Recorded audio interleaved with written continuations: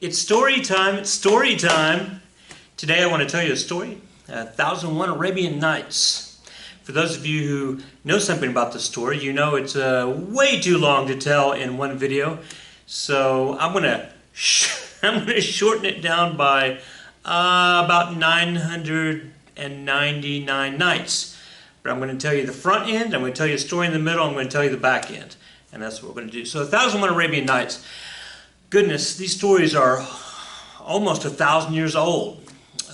So it's a collection of pretty famous stories that you may know. Cinderella and Sinbad and Ali Baba and some others.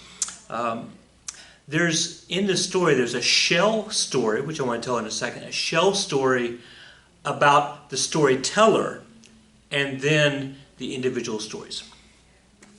Let's see, the most famous of the translations is done by Burton, and so I'm going to take his version of the story, and I recognize the story's 1,000 years old, and so it's going to have some weird little things. I'm going to put a little more current language into it, and well, we'll just go from there. So, all good stories, they need to have a good beginning, right? So instead of once upon a time, I'm going to go with many moons ago. That actually sounds pretty good. Let me do that again. Many moons ago, there was this king over there in Persia. So let's see, Persia, that would be about like right there on the map somewhere. I can't quite see that. But anyway, the king of Persia. And he had a penchant for having dinner with very beautiful women. That was his thing. Unfortunately, his other thing was he liked to kill very beautiful women.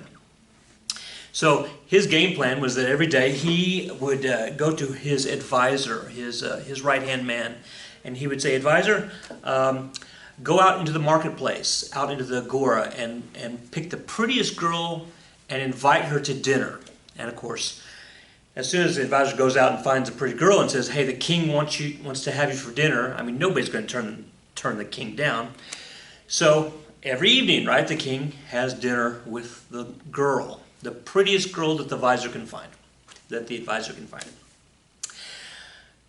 Again, unfortunately, after dinner, there might be some kissy, smoochy, smoochy, and actually there is some kissy, smoochy, smoochy, and then in the morning, the king kills the girl. Ugh, awful. This guy's terrible. He's evil, right?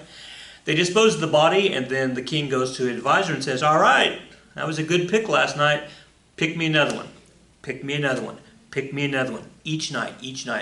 And he does this for many, many, many nights. We're talking about months and months. So at some point, I mean, you're going to start running out of pretty girls. There's only so many pretty girls to run around, that are there.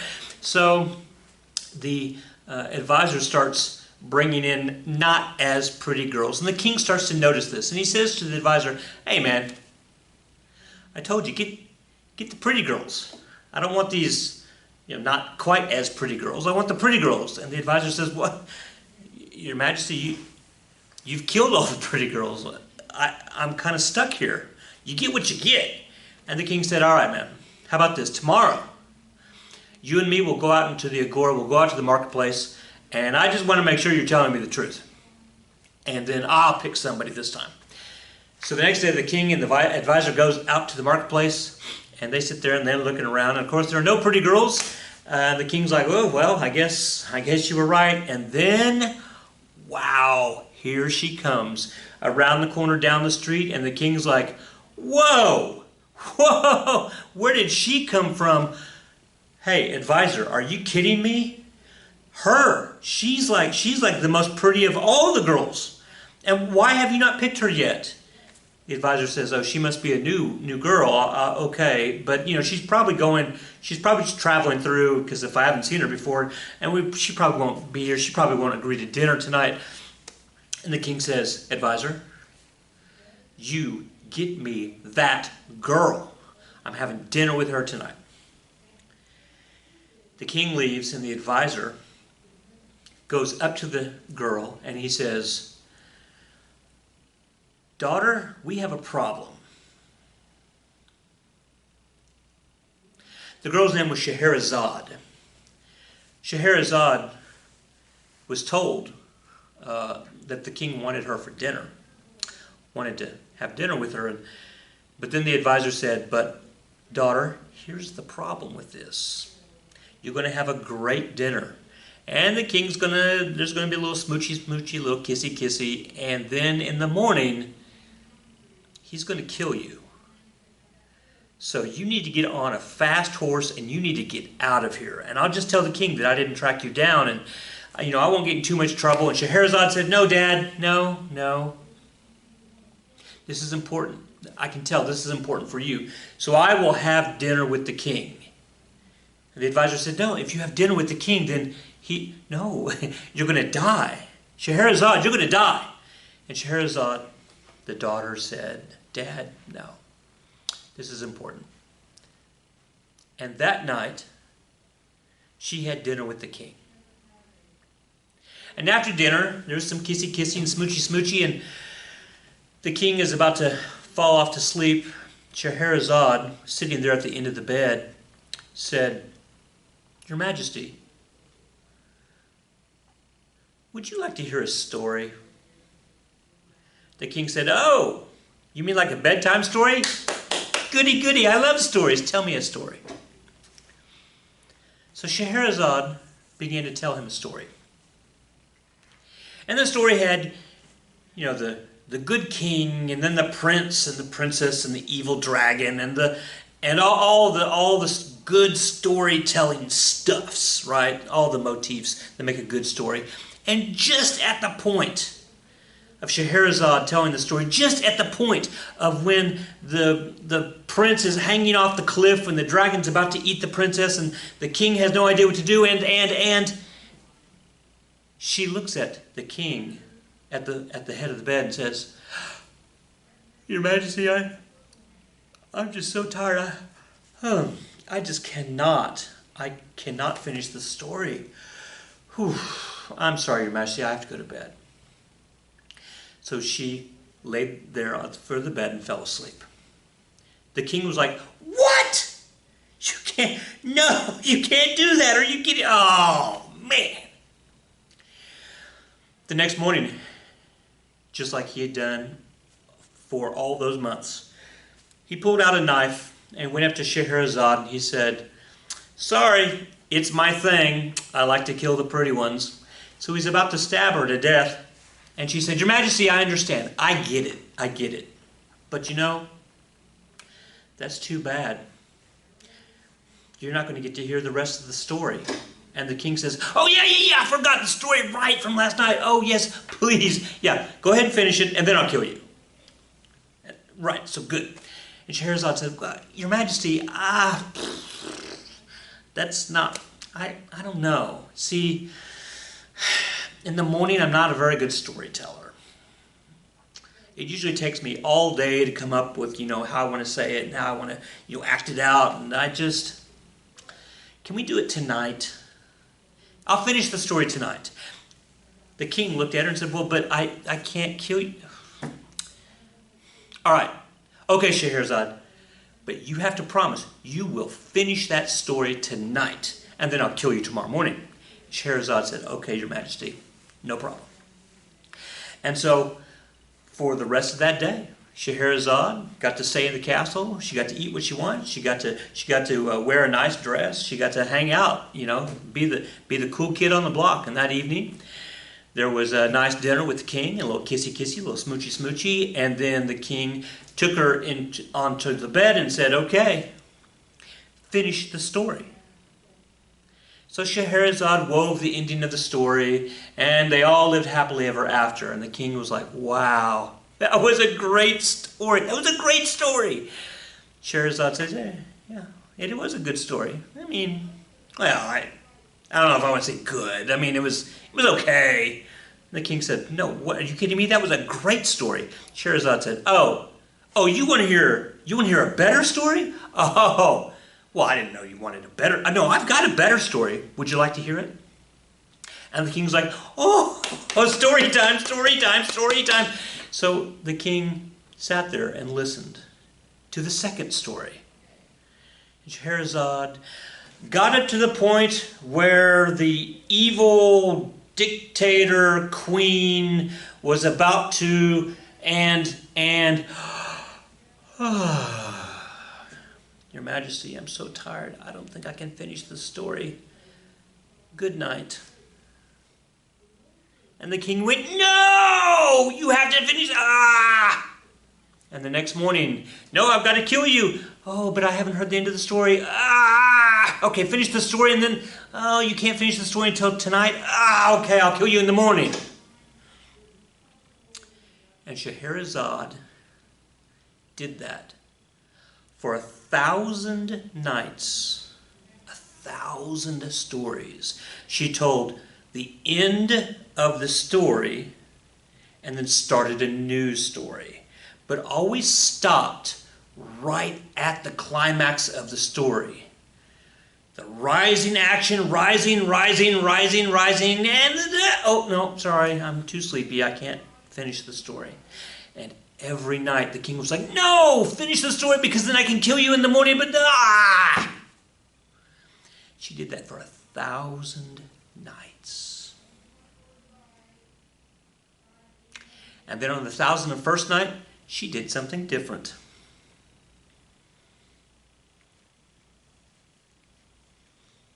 And I tell you what, I'll tell you all about that after I tell you the story of Ali Baba and the 40 Thieves.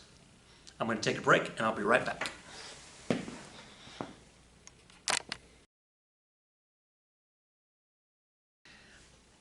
Okay, we're back. So this is, I don't know, night 512 or something. The king says, tell me another story. Scheherazade says, Your Majesty, you're going to like this one. Many moons ago, there was a guy, his name was Ali Baba, a poor little guy who lived with his poor little wife and his poor little house with a poor little donkey. And they lived at the bottom of the hill where all the poor little houses are. One day Ali Baba took poor little donkey and went out to the forest to gather wood. You see, that's what Ali Baba did. He gathered wood and then he would put as much wood as his poor little donkey could carry on its back, and the donkey and Ali Baba would go into town and sell the firewood. And hopefully they would have enough firewood to sell that they could have enough to get some beans for dinner. And then at night they would have their bean soup. That's all they could afford. The problem with gathering firewood is that, it's a limited supply, and so every time he'd go out, he'd have to go out a litto further into the forest, a little further out into the forest, a little further out into the forest, and finally he'd go way out into the forest. And so he's out there in the forest. He's trying to gather firewood. And as he's gathering firewood, he hears in the distance, off in the forest, he hears horses galloping, and they're coming towards him. And Ali Baba realizes that this is not a good thing, because if there are horses galloping towards him in the forest, well, there can't be a lot of reasons for that. One, there's only one reason. It's a bunch of bandits, a bunch of thieves, a bunch of ne'er-do-wells. So Ali Baba, he decides, he's not going to be able to outrun them, so he's going to hide. So Ali Baba takes poor little donkey and he puts poor little donkey behind a bush, and then he climbs up a tree. This particular tree is next to a cliff, the base of a cliff. And so the big tree next to the base of a cliff. Sure enough, not 3 seconds later, after Ali Baba gets to the top up to the tree, here come 40 guys. These 40 big, ugly, smelly, dirty guys on these horses. They are clearly bandits. They are clearly thieves. They are clearly ne'er-do-wells. And they're excited because they have just made a huge score. They've captured lots of treasure, and they're just talking amongst themselves and laughing and having themselves a good time. Ali Baba is literally just like 10 feet above them. If any one of them looks up, they'll see Ali Baba, and they'll probably kill him. So he just stays as still as he can. the leader of the thieves, we're going to call him the captain of the thieves. He gets off his horse. He tells everybody else to dismount from the horses. And he does something really peculiar. You know, he goes right up to the rock.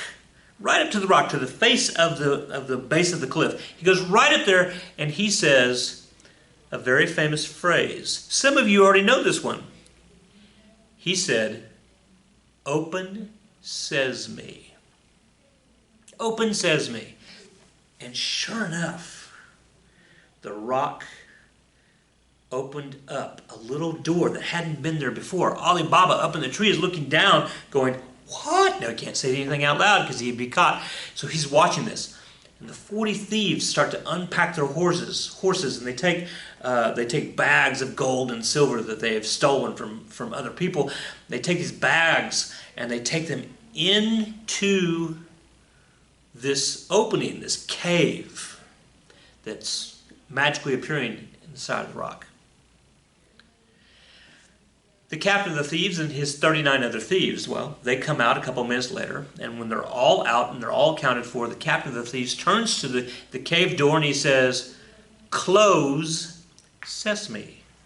Close sesame." The rock face shuts up. The captain of the thieves gets on the horse, he says, "Let's ride!" And the 40 guys, they all take off. And Ali Baba remains still, as quiet as he can be. And he waits a minute, and he waits 2, and he waits 3 minutes, but eventually he realizes it's time, he's good, and he comes down from the tree. Now you think maybe he was scared that there were bandits in the area, and maybe he would get on a poor little donkey and he would ride back to his poor little house and talk to his poor little wife. But no, you know what he did. He did exactly what all of us would do, right? You have to admit it to yourself. You know you would do it.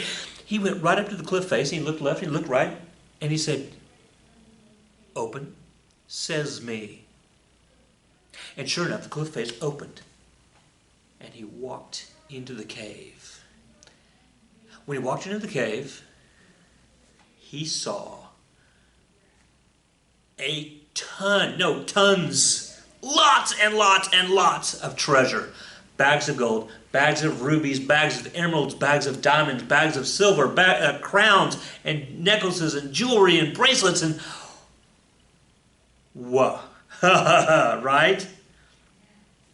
It was so much. It was so much. Ali Baba grabbed just a small bag of gold. Just a small bag of gold. He took it outside and he said, "Close sesame." The rock face closed up. Ali Baba jumped on poor little donkey, and the two of them, they rode back to the poor little house with his poor little wife at the bottom of the hill. He walked in the door, and his wife said, Ali Baba, are you back early? What are you doing? What did you not get any firewood? Are we going to starve tonight? Ali Baba says, "Honey, shh, we need to talk." Ali Baba took his bag of gold, and he poured his bag of gold onto the poor little coffee table. And Ali Baba's wife says, "Ali Baba, who did you just kill? How did you... What?"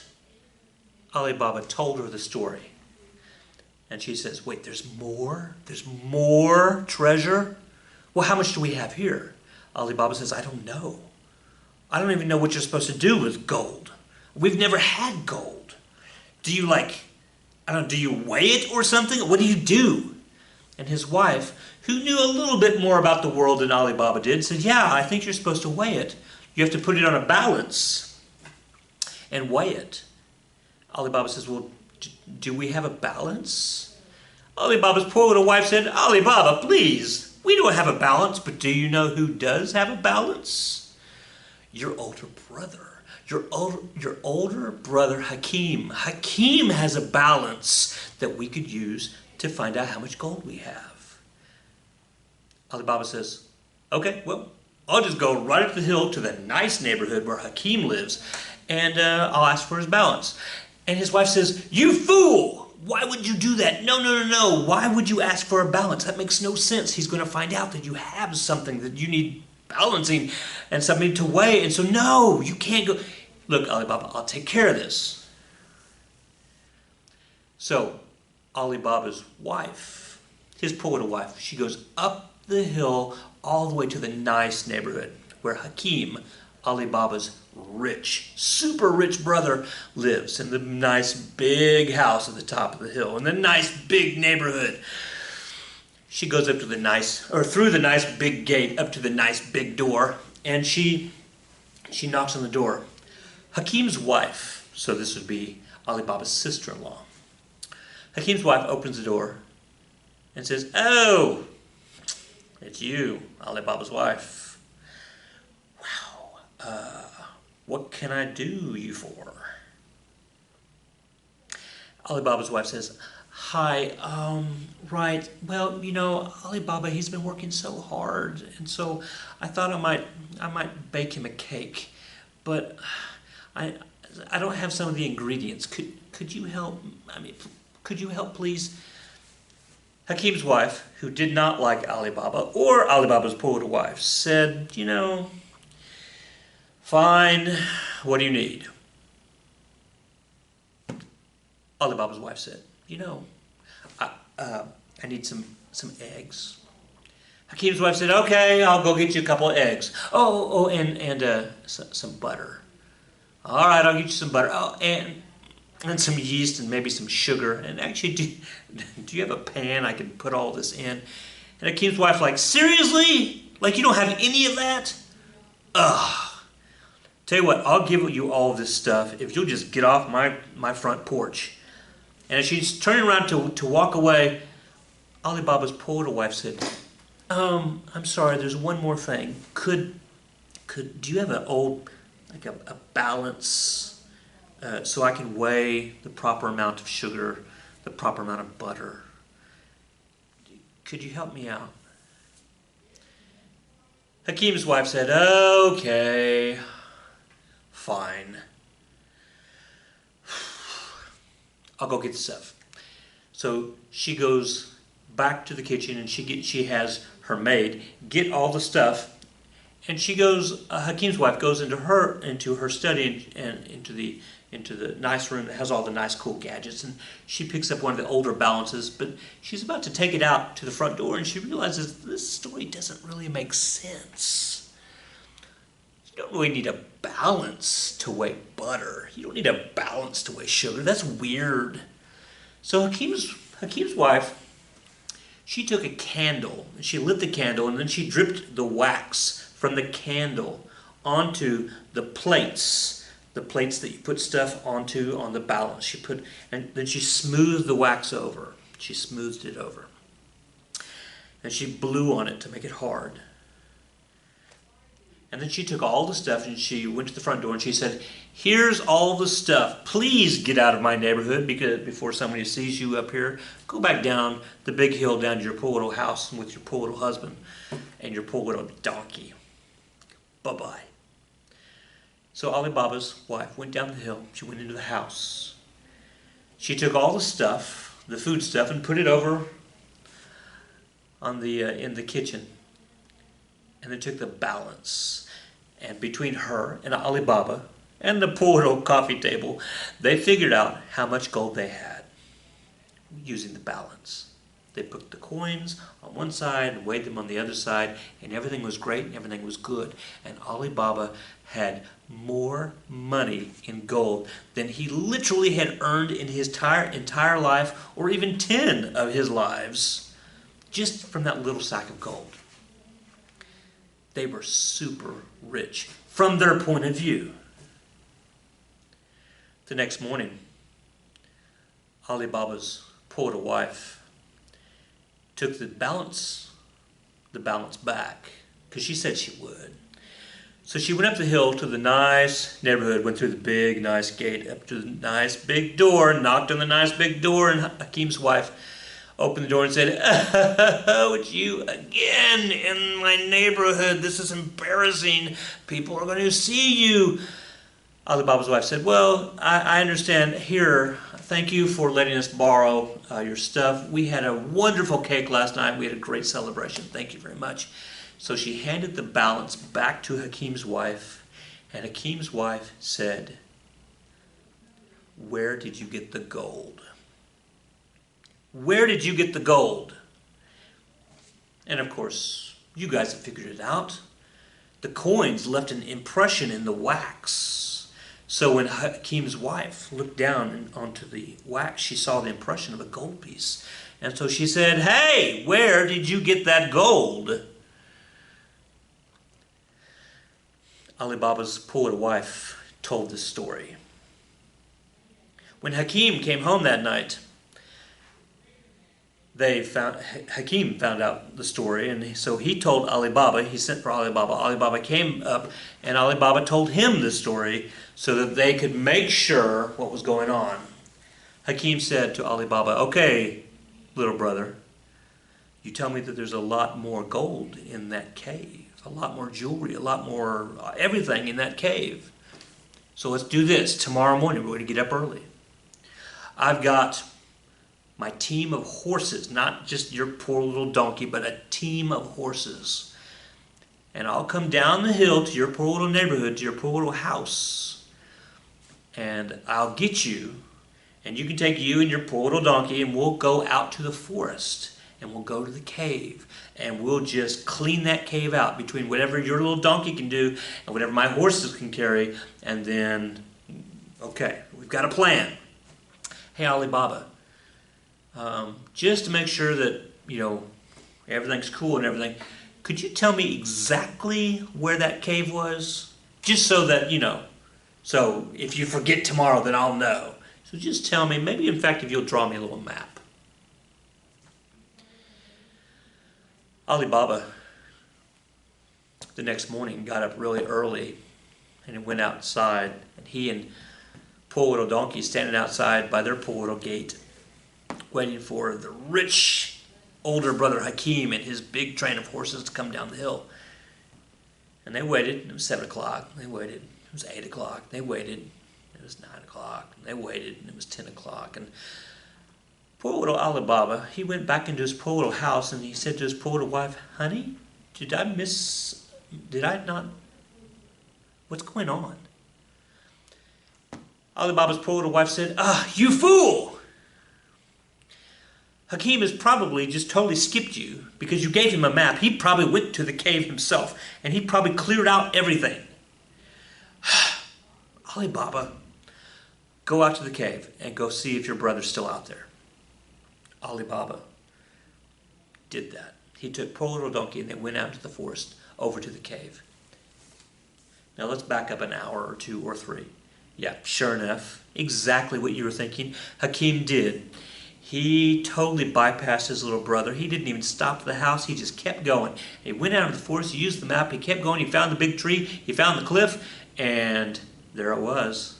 There it was. Just like Ali Baba had drawn on the map. So Hakim got all of his horses ready, and he put them all in a nice big line. He was going to do this assembly line style. It's going to be wonderful. He goes right up to the cliff, and he's like, all right, this is it. This is the big show. Here we go. Ready? Open sesame. And the cliff opened up, and Hakim walked inside the cave. Hakim was so excited, so excited. He was so excited he wanted to make sure that the second half of the magical phrase worked too. So while he was inside the cave, he said, "Close sesame," and the door closed. And Hakim was like, "What? This is awesome!" So Hakim he has a whole bunch of bags, empty bags, and so he goes into the cave and he just starts filling up these bags. Oh my goodness, so much gold, so many diamonds, so much jewelry, so many crowns, so many, wow. It took him over an hour just to fill these bags, and there's so much left, right? And so he starts to drag these bags from the cave to the mouth of the cave where the door is, and he finally gets like his 15, 20, 25 bags of gold. He puts them there, right there at the front of the door, and he says, okay, I think I've done as much as I can do right now. I'm going to take these bags, put them on horses, go up the hill, through the forest, up the hill to the nice big house, and then I'll come back for the rest. So he says, he goes right up to the door. Remember, it's closed. He goes right up to the door and he says, "Open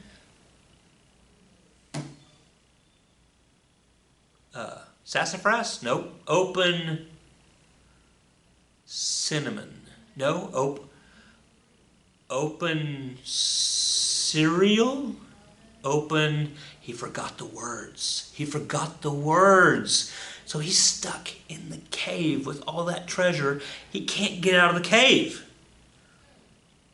As he's going through his alphabet, trying to come up with the answer, he hears a whole bunch of horses coming. And he knows the story. So he decides to hide. But he knows that's not going to work, because there's no place to hide. So he decides he's going to make a run for it. He hears the 40 horses stop right there at the front of the cave, and the horses, the captain of the thieves, he can hear his voice from behind the wall. The captain of the thieves is like, "Hey, whose horses are here? Who are these? We don't know these horses. These are strange horses. There might be somebody in the cave. Okay, guys, get ready." The captain of the thieves, you can hear his footsteps come up to the door, and he says, "Open, says me." And sure enough, the door starts to open, and poor Hakim was like, "Oh yeah, it says me." But he made a bolt for it. He tried to get out, but the thieves caught him. The thieves caught him.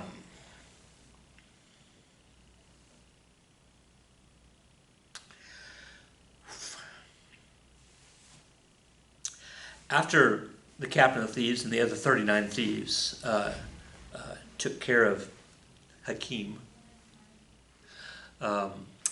they took their treasures that they were bringing to the cave from their horses, and they brought it in, and then they left. "Close, says me." And they left. And they took all of Hakim's horses with them. An hour or two later, Ali Baba shows up. Right, he's a couple hours behind everybody, so he shows up, and he goes right up to the big tree next to the big cliff, and he says, "I don't see any horses. There's a lot of horse hoof prints, but I don't see Hakim's horses. So surely Hakim didn't show up. I don't know what's going on. Yeah, it must have been a miscommunication." He goes up to the door, and he says, or up to the cliff wall, and he says, "Open, says me." And so Ali Baba walks into the cave, and he sees his brother. His brother's head is over on this part of the wall, and his brother's right arm is over hanging on that part of the wall, and his brother's left foot is hanging on that part of the wall. Clearly the thieves had cut Hakim into several different parts. And so Ali Baba started to cry, and this was bad because his older brother's been killed, and this is awful, this is terrible. So Ali Baba, he takes a giant bag, an empty bag, and he takes all the pieces of his brother, and he puts the pieces of his brother in the giant bag. He brings the giant bag out and puts the bag of brother on poor little donkey. Ali Baba goes back in the cave, and he's here anyway, so he might as well take a couple more pieces of gold, right? And so he comes back out and says, "Close, says me." Ali Baba takes his brother's pieces, and they go back to the poor little house. Poor little wife opens the door and says, "Hey, what happened?" And Ali Baba says, we got a problem. So they take the bag of brother, and they take it up the hill to the nice house, through the nice big gate, up to the nice big door, knock on the door. Hakim's wife opens the door. "We've got a problem." So so we bring in the bag, and everybody looks in the bag, and Hakim's wife freaks out, and everybody's crying, and then Ali Baba's wife says to Ali Baba, "You fool! You should not have taken your brother. You should not have taken his pieces off the wall." Ali Baba says, "But he's my brother. Why would I not do that? We need to bury him, have a nice respectful burial. And his wife says, "Look, here's the problem with this. How did he get off the wall? When the thieves come back, They're going to open up the cave. They're going to walk in. They're going to see Hakim not there. They're going to realize that there's somebody else who knows the secret code. And that they're probably going to realize that whoever was there who knows the secret code is probably related to Hakim, because otherwise, why would you take different body parts off the wall? So they're going to come find us. We got to do something. We got to do something. Now, I want to introduce you to our next character, the hero of our story. I guess she'd be the heroine. 18-year-old Morgana. Morgana is Hakim, I guess now Hakim's wife's personal servant. We'll say her slave. Morgana, beautiful 18-year-old, very smart, very smart. She's been listening to what's going on. And she says, Mistress Hakim's wife, I think I can help you with this. I think I can help you.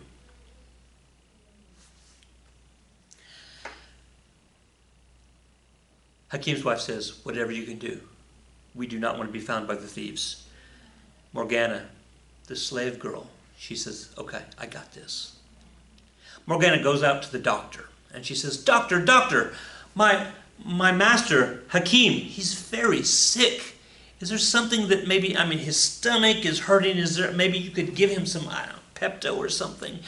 And the doctor says, well, have him come in and I'll check him out. And Morgana says, no, my master, he just doesn't want to get up off the couch. He's very sick. And the doctor said, okay, well, here's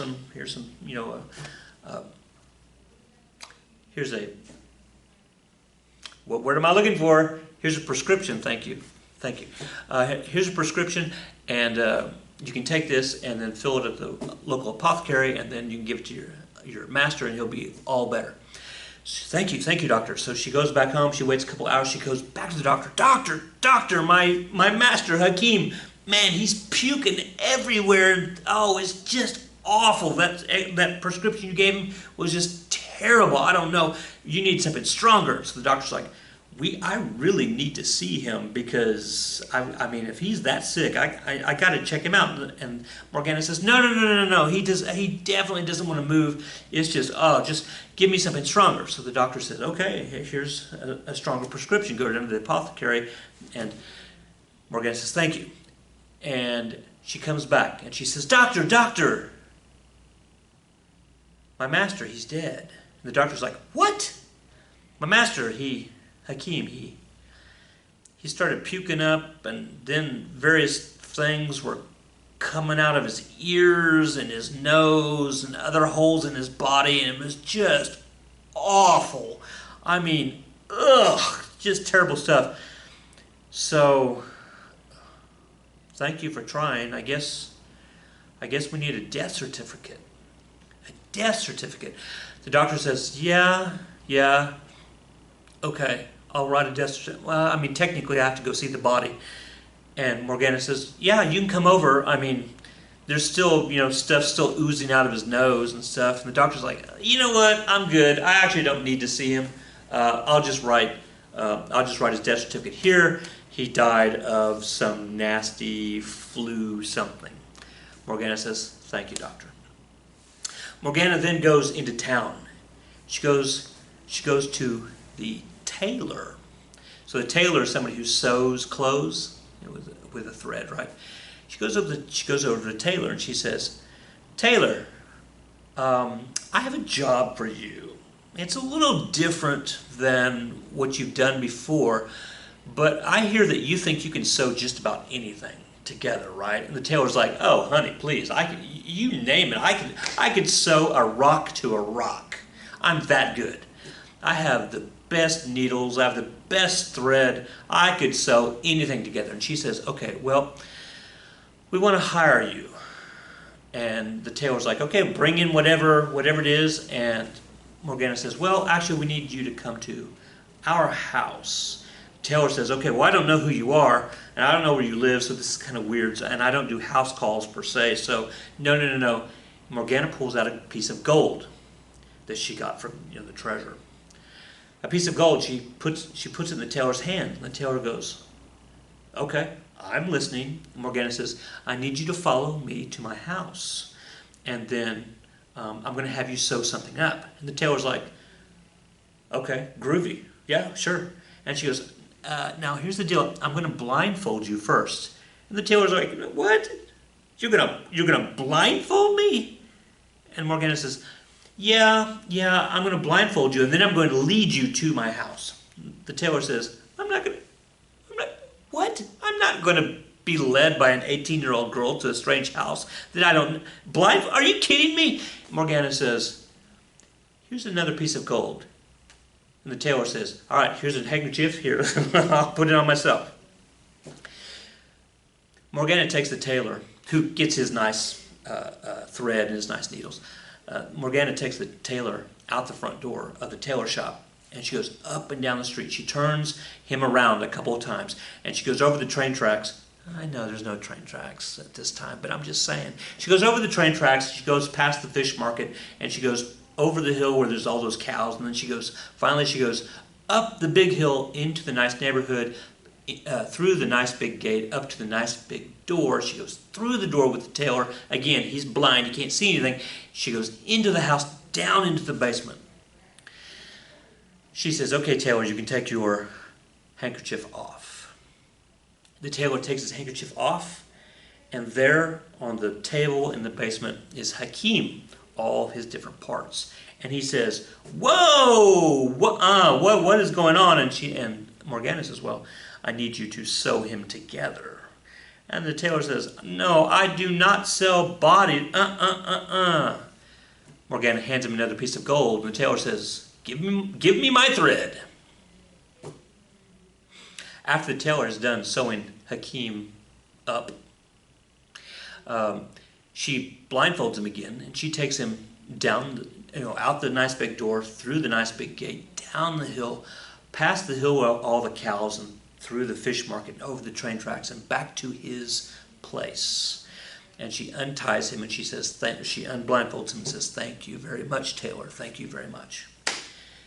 The next day, Morgana and Hakim's wife, and Ali Baba and Ali Baba's wife, and poor little donkey, they hold a funeral for Hakim. And everybody comes out, and they see Hakim's body. He just happens to be wearing very long shirts, and his pants go past his ankles, and he's got a very high collar on, so you can't see certain things around his neck. And then they bury him, and they all live happily ever after. Okay, that's not true. Because you've been paying attention and you realize that there's a big, huge loophole, or not a loophole, but there's something sticking out there right now, right? And yeah, a week goes by, and the captain of the thieves and his 39 other thieves, the 40 thieves, they go up to the cliff and they say, open sesame, and they walk in. When they have more treasure, they walk in, they're going to drop it off, and one of the thieves says to the captain, hey, where's the guy? Because he's not on the wall anymore. Where's the guy? And the captain of the thieves says, we've got ourselves a mystery here. And so he does exactly what Ali Baba's poor little wife said. He says, if somebody took this body down, they must be related to this person. So we need to go find somebody who's related to this guy that we killed. But we don't know who we killed, so we've got to do this stealthily. We've got to figure this out. So, thief number one, we're going to call him thief number one. Thief number one says, boss, I got this. I can do this. Watch, I'll know who it is by the end of the day. So the captain of the thief says, okay, go get him. Thief number one, he goes into the town, and he's not dumb. He goes right to the doctor. He says, doctor, hi, I'm a reporter from the castle down the street, and I was looking for, we're looking for weird stories. So, hey, in the past week, have you had any, strange deaths? Well, just any strange deaths at all. And the doctor says, strange deaths? Well, I can't really think of any. And the thief number one, he says, well, yeah, but, maybe you could check your records, like go through your death certificates. So the doctor says, okay, Okay, so last week, and he goes through his records, he goes, last week we had 3 people die. Let's see, one fell off a horse and was stepped on by the horse. Another person died from being poisoned, bad food. And the third person, oh yeah, something about he might have had the plague. Ugh, yuck. And the captain of the thieves says, I'm sorry, the first thief says, did you have anybody, I don't know, who had his head chopped off and his hands chopped off and, his knees chopped off, anything like that? And the doctor's like, no, nobody came here with a missing head, no. The thief's like, really? Okay. Thanks. The thief really thought that he was going to get the answer from the doctor, but he didn't, so the thief was kind of depressed about this, so he goes down to the local bar, the local tavern, and he orders himself something to drink, and he's sitting there and he's trying to think, oh, what am I going to do next? What am I going to do next? As he's sitting there at a table, he's listening to the conversation at the table next to him. At the table next to him is a guy who's he has this outrageous story. And so one of the people sitting at the table next to him says to this guy, he goes, all right, tell me the story again. I don't believe in it. And this guy, his name, he's the tailor. And the tailor goes, all right, so this hot chick, she was like 18. So she walks in, and she was like, hey, you want to do something weird? And so then she pays me all this gold, and then she takes me to her house, and then we go down to the basement, and all the guys that sit at the table are like, yeah. And then she has me sew up this dead body because, dude, he was missing his head and all this kind of crazy stuff. And everybody's like, oh, shut up, that didn't really happen. And then they leave, and the tailor's sitting there, and he's drinking his drink. And so the first thief, he comes over to the tailor, and he says, oh, hey, that's a really interesting story. Can we go back to your shop, and you can tell me all about it? And so the tailor's like, hey, yeah, sure, why not? I enjoy telling the story. It's kind of a fun little story. And so they go back to the tailor's shop, and the first thief, he says, all right, now tell me in detail what happened. And so the tailor says, and so he tells him the story. And the thief goes, great. So I'm a reporter, and I would love to interview the people at the house. I mean, wow, your story is so great. I just need to corroborate the story. So could you take me to the house? And the tailor says, no. And the first thief goes, oh yeah, I understand. Here's a piece of gold for your time and for your patience, and take me to the house. Can you take me to the house? And the tailor says, no. And the thief says, no, wait a second, dude. I just paid you. Here's another piece of gold. Now I'm gonna have to insist that you take me to the house. And the tailor says, I can't take you to the house. I don't know where the house is. You see, she blindfolded me, so I don't know where the house is. The thief thinks about that for a second. He goes, it's amazing what we can see without actually looking. So here's what I'm going to do. I'm going to blindfold you, and then you're going to take me to the house. And the tailor says, wait, you're going to blindfold me, and then I'm going to take you to a house that I don't know how to get there with my eyes open. And the thief says, yeah, trust me. Well, for another piece of gold, he trusted him. So they took the blindfold, and they put it on the tailor, and the thief walked out the door, and he said, okay, what do you remember first? And the tailor says, well, we went down the street and up the street and down the street. And then what else do you remember? And the tailor says, well, I remember stumbling on the railroad tracks. And the thief says, okay, there's railroad tracks over there. Let's go over there. What else do you remember? Well, I remember walking through the fish market because, it smells a little different. Oh, there's the fish market. Let's walk through the fish market. What else do you remember? Well, I remember there's a hill because we had to go up a little bit, and it smelled like cow. And, okay, there's cows over there. And then what else? Well, I remember walking up a hill, and then there was I remember there was a big gate, and because I could remember the squeak of the hinge, and the thief said, well, there's a big gate right here, and there's a big house right there. And the tailor says, well, I think that's probably it. It's probably it. So the tailor says, okay, well, the first thief, he says, thank you for your time, gives the tailor a piece of gold. The tailor leaves. The thief, he looks at the gate, and he looks at the house through the gate, and he says, I'm going to take out a piece of chalk. He takes out a piece of white chalk, and he puts a little X right there on the gate post. Right there on the gate post. And he says, ha ha ha ha ha, got you. And the thief, he goes back down the hill and he goes past poor little Alibaba's house. And he goes out into the forest. And he goes up to the 39 other thieves, including the captain of the thieves. And he says, boss, I got it. I figured out where the guy lives. And the captain of the thieves says, excellent. We will go kill him at midnight tonight. Thank you very much. Good for you.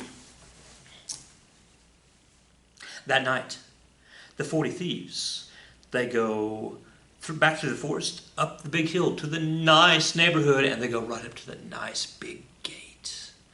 And the captain of the thief turns to the first thief and he says, all right, how do you know that, because all these places, they kind of look the same. How do you know that this is the gate that you saw this morning?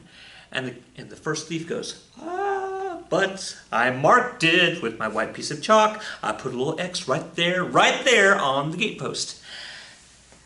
And the captain of the thieves says, we're going to go in 3, 2, 1, and...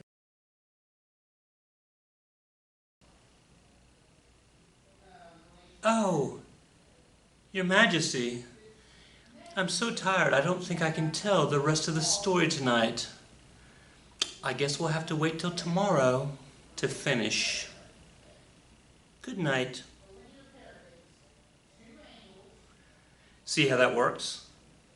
Ooh, that would be a terrible place to be the king, right? Oh man, what's going to happen what's going to happen? Got to wait till tomorrow. Or we'll just continue the story. You're welcome.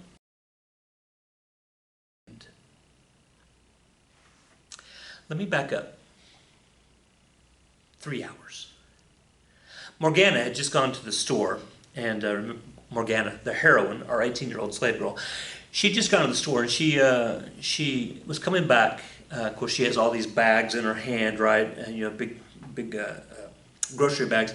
So she goes up to the front gate, the nice big gate, and she puts the bags down, and she's looking for a key, right? And so she takes the key out of her pocket, and she puts the key into the lock, and she looks, and she sees this white X on the gatepost, and she thinks that's really weird. Why would there be a white X on the gatepost? She looks at other gates around the neighborhood, and there's no white X's there, and she thinks that's really weird. So she takes a piece of white chalk out of her pocket, and she puts white X's on all the gateposts in the neighborhood. She puts the chalk back in her pocket, and then she picks up the groceries, and she goes through the nice big gate, goes up to the nice big door, and goes inside. Let's jump ahead 3 hours. The captain of the thieves says, we're going in 3, 2, 1. And thief number 37 goes, hey, whoa, boss. There's a white X over here across the street on this gatepost. And thief 14 goes, hey, boss, there's a white X over here on this gatepost over here too, on this, but the neighborhood next door. There's a white. The captain of the thieves turns to thief number 1 and says, hey, what are you doing? The first thief goes, I put a white X on the gatepost of the house. And the captain of the thieves says, yeah, which house? And the thief says, the one that I put the white X on. Well, which one is it? It's the, I actually don't. It's the one with the white X. Captain of the thieves says, you're an idiot. All right, boys, let's go. So they go back down the hill and they go out in the forest, and now we're down to 39 thieves because thief number 1, not so much. The next morning, the captain of the thieves makes the announcement, we got to find this guy. Whoever it is that took Hakim's body down. And thief number 2, he shows up to the captain of the thieves and he says, Captain, I got a plan. Now, here's what's crazy about the story. I could spend the next 15 minutes and tell you the exact, literally word for word, the exact same story that I just told you 15 minutes ago. Then we went to the tailor. I'm sorry, we went to the doctor. Then we went to the tailor, and we did the tailor, and we blindfolded the tailor, and we done it at the fish market. It smells. The train track. And he took out a red piece of chalk, and he circled the white X. He took a red piece of chalk and circled the white X. And they went back down, and it's all the same. And sure enough, the same day, Morgana's coming back from the store, and she sees the circle, and she's like, why is there a circle? And so she takes a red piece of chalk. No, I don't know why people are carrying various colors of chalk in their pockets. But she takes a red piece of chalk, and she starts to circle all the white X's around on the gatepost. And then at midnight, here comes the captain of thieves with his 38 of the thieves, because it's a total of 39. And he goes up, and he's like, okay, 3, 2, 1, wait a second, hey, there's a red circle over here. There's a red circle over here. There's a red circle over there. Which one is it? And now we're down to 38 thieves. 38 thieves. And the next morning, right? And the next morning, the captain of thieves says, okay, hey, you know what? I got a plan. I'm going to do it. I'm smarter than all y'all. So the captain of thieves, again, I could jump way ahead. And so here we go. There's the doctor, there's the fish market, there's the tailor, and the tailor's getting rich because he keeps getting blindfolded and he keeps making money. And everything's going good and everything's going great. And here comes the captain. He goes right up to the gate of Hakim's house. He goes right up to the gate, and here's what he does. He reaches into his pocket, and he doesn't pull out a piece of chalk, because here's what he does. He looks up, and he memorizes the house number. Oh, look, it's house number 42. Oh, house number 42, I got it. And he goes down the hill, and he gets his 37 other thieves. 37 plus the captain's 38. 37 other thieves. And later that night, Ali Baba and Ali Baba's wife, who have now moved into the nice big house at the top of the hill, who are now living with Morgana and Hakim's wife. Ali Baba's out on the front porch. And as the sun is setting, the moon's coming up, and all the stars are out, right? Here comes this merchant with 18, am I doing the math? 19, with 19 horses. 19 horses. A merchant with 19 horses coming up the road. Each one of the horses have 2 very large barrels, one on each side of the horse. So each horse has 2 barrels. There's 19 horses, which makes 38, makes 30, doing the math, makes 38 barrels. 38 barrels. And then the one guy in front leading the horses. This merchant, he comes up to the gate, to the nice big gate. He says, excuse me, could you tell me the direction to the town that I'm looking for on the map? And Ali Baba comes up to the gate and he says, well, yeah, it's several miles that way. You can't get there tonight. I mean, that's a long way to go. And your horses, they look kind of tired. And you know what, dude? Let's do this. We're just about ready to sit down for dinner. How about this? You come in, bring your 40 horses inside the gate. I'll get my slave girl to come out, and she can undo the horses, pet down the horses, rub down the horses. I'm not a horse guy. So she'll take care of the horses, and then you come in, have a nice dinner. We'll put you up for the night, and then tomorrow morning you can make it all the way back, or you can make it to the town. The merchant goes, oh, yeah, okay, well, yeah, that would be great. As he's unloading some stuff, he goes, do you want to know what's inside the giant baskets? Do you want to know?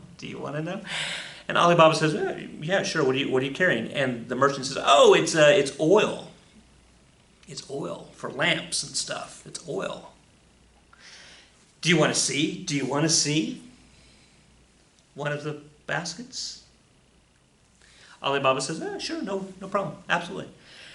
And the oil merchant goes over to the first horse and goes up to the first basket, and he takes the lid. These lids are screwed down.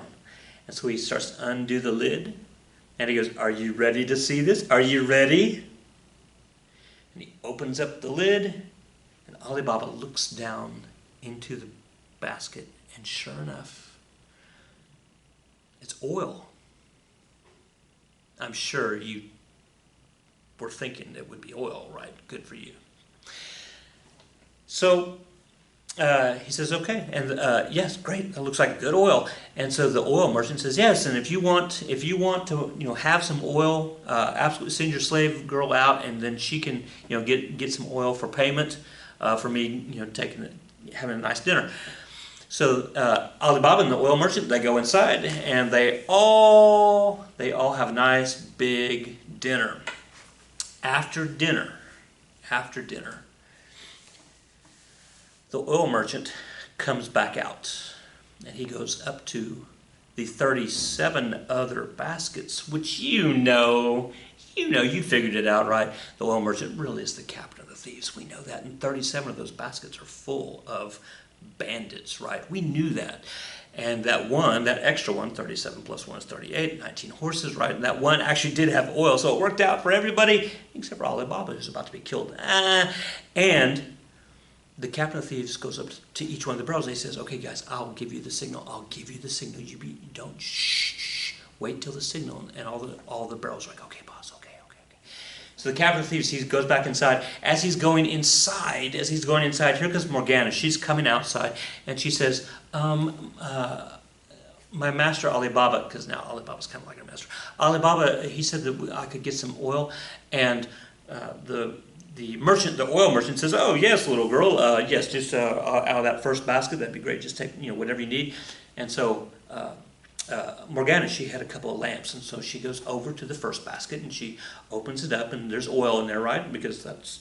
And so then she dips her lamp in there to get the oil, and then she starts to screw the lid back on, and everything's good, and everything's great. And she's going back to the house.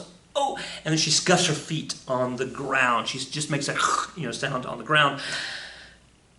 And the second barrel says, boss, is that the signal?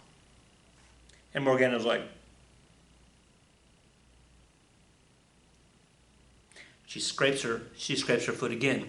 And the second barrel goes, boss, is that the signal?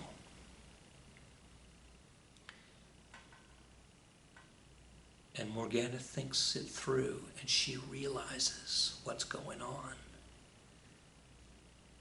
She goes around to all 37 other baskets, and she taps on them.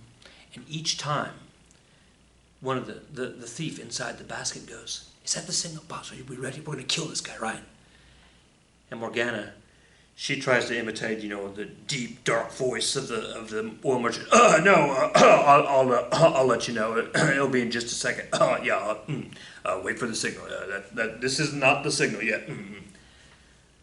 So she thinks about it. What to do. She notices that on the other 37 baskets, there's little holes on the top of the lids. And she realizes that those are air holes for the thieves. So she decides she's going to handle it. She's going to handle the problem. She takes the oil from her lamps, and she pours a little bit of oil down each one of the holes in the other 37 baskets. And then she takes a match,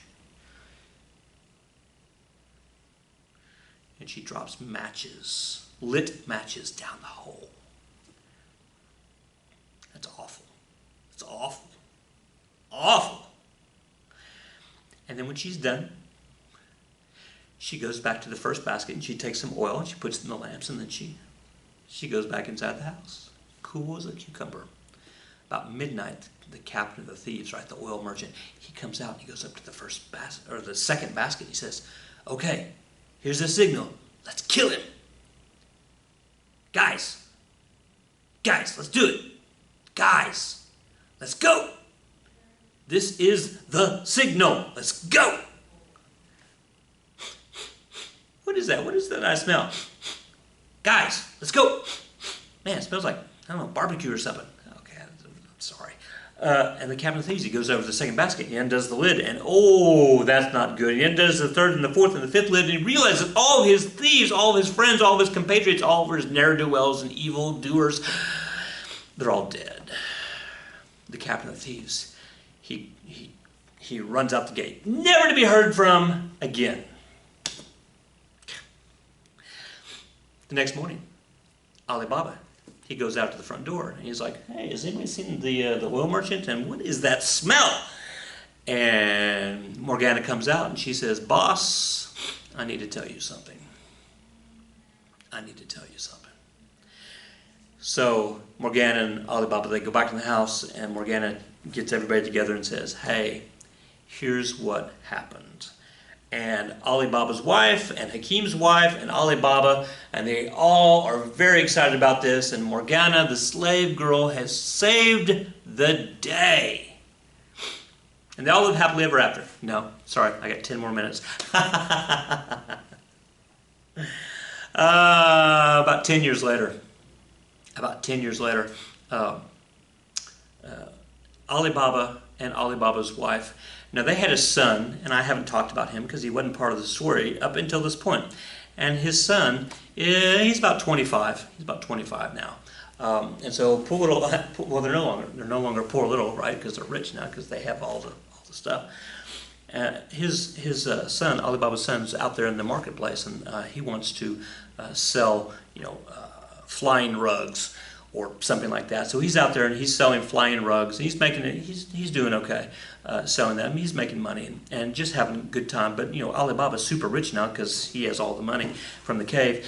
And a new guy, he comes in. He's an older guy, and he comes in and he sets up a booth next to Alibaba's son's booth, and he's also selling flying rugs, right? So they're competitors, and so they start joshing each other, and they start making fun of each other, and they're having a good time, but they're competitors, and this goes on for a couple of weeks, and finally Alibaba turns to this guy and he says, "Hey man, you're undercutting my business, but we're having a good time. Hey, you know what? Are you married or anything? You're single? Hey, why don't you come over to my house? Why don't you meet my dad, my mom, and because it looks like we're friends, and so let's come on over and we'll have dinner." So this older guy, he says, "Okay, sure, why not?" And so the older guy and Alibaba's son, they go into through the nice big gate, up to the nice big door. They go into the nice big house, and they sit at the nice big table. And there's Alibaba and Alibaba's son and this older flying rug merchant. And here comes Morgana, who's now 28. She comes out. She's still the slave girl. She comes out. And she takes their order, what would you like to eat tonight? What would you like? This is what we're serving. And as everybody's laughing, Morgana looks at this rug merchant, and she thinks, where do I know this guy? And at one point, this guy leans over on the table, a little bit, and she sees in his robe there's a knife. There's a big knife there in his shirt. And she realizes, oh man, this is the guy, this is the captain of the thieves. It's been 10 years, but he's back. And he's coming to assassinate Alibaba and Alibaba's son. And I've got to do something, but I can't just say it out loud. So she says, Alibaba, do you mind if I entertain you guys? And so Alibaba's like, sure, no problem. And so Morgana runs over to her quarters, and she comes back, and she's wearing her belly dancer outfit, right? The sleeves and the thing, and she's got her hair all done up with the little sticks up in her hair, and she comes out, and I would belly dance for you guys to show you how she does it, but I'm not going to do that. Well, I guess no, I'm not going to do that. And so she starts to belly dance around the table, and Alibaba and Alibaba's son and this the captain of the thieves, they are all watching her because she's very attractive and she's belly dancing, and they're like, wow, right? And so she goes up to Alibaba. She's standing behind because they're all sitting down. She goes up to behind Alibaba, and she's waving her arms around his neck and doing all this kind of stuff. And he starts to giggle like, I'm married. And then so Morgana, she goes up to Alibaba's son, and she waves her arms around his neck, and she kind of leans on him and does all this kind of stuff. And Alibaba's son is like, wow, wow, wow. And then she goes over to the captain of thieves, and she leans on him and waves her arms around him, and he's like, hubba, hubba. And she reaches into his shirt and pulls out the knife and stabs him in the neck. And he falls over dead.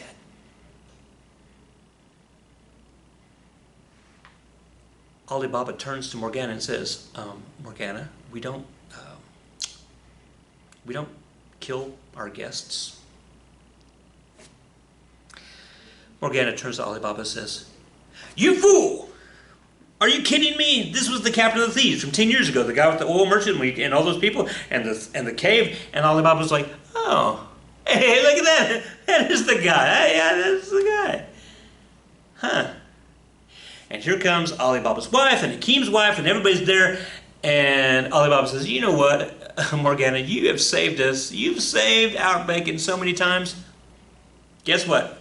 I am releasing you from your slavehood. You are now a free person. And she goes, yay! Thank you, thank you, thank you. And he goes, and I'm also marrying you right now to my son. And of course, Ali Baba's son's like, yay! Thank you, thank you, thank you. And now Morgana becomes part of the family. And they all live happily ever after.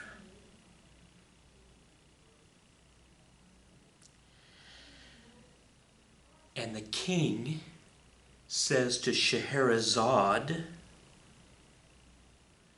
wow, that was such a great story. Tell me another one. If you don't, I'm going to have to kill you in the morning.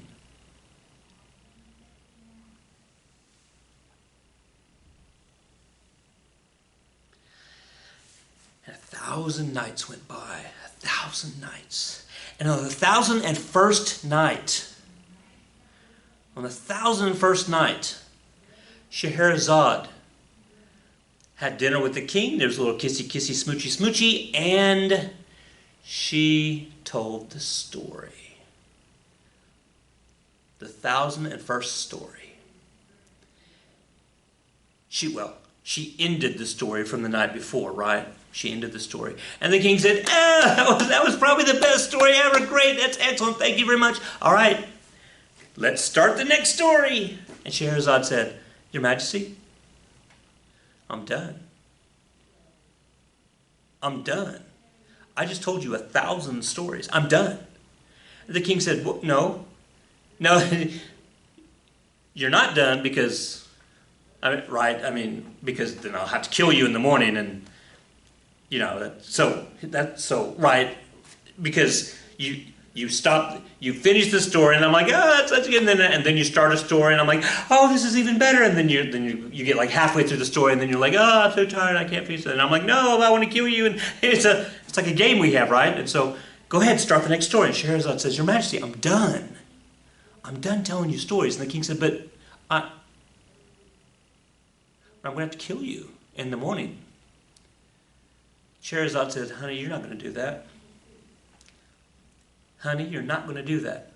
Hey, honey, could you scooch over just a little bit so our kid can get up here in the bed with us, our 2-year-old? And the king says, wait, what? We have a 2-year-old? Scheherazade says, honey, you know that we got married like 2.5 years ago, right? Right? And the king's like, we got married? Scheherazade said, and we had this kid here, and then the other one over there in the cradle. We have 2 kids. And the king's like, I'm a dad? When did this happen? Scheherazade said, oh, around story number 212, and the king's like, oh, that was a good story, yeah. Wait, we're married? Scheherazade said, yeah. So I'm the queen, and I'm the mother of the prince and the princess, so I'm pretty sure you're not going to kill me. And the king said, yeah, I guess I'm not going to kill you. And they all lived happily ever after. And that is the story of Scheherazade, 1001 Arabian Nights, including the story of Ali Baba and the 40 Thieves. I'll catch you on the flip side. Be good.